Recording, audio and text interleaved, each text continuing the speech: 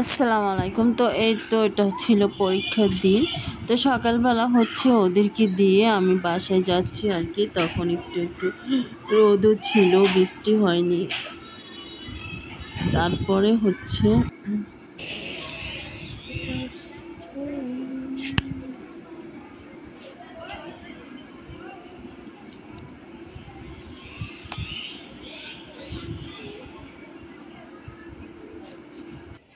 পানির ভিতরে আকাশ দেখো।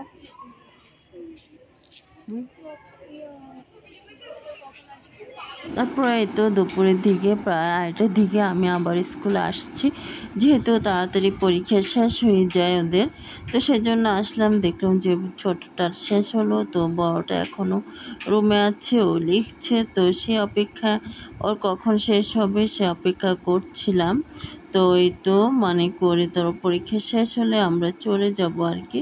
আবহাওয়াটাও ভালো ছিল, ঠান্ডা আবহাওয়া, একটু দাঁড়ানো গেছে। তো পরীক্ষা শেষে হচ্ছে আমরা এখন চলে যাচ্ছি আর কি। তো একদম নিরিবিলি হয়ে গেছে, প্রায় অনেকে চলে গেছে।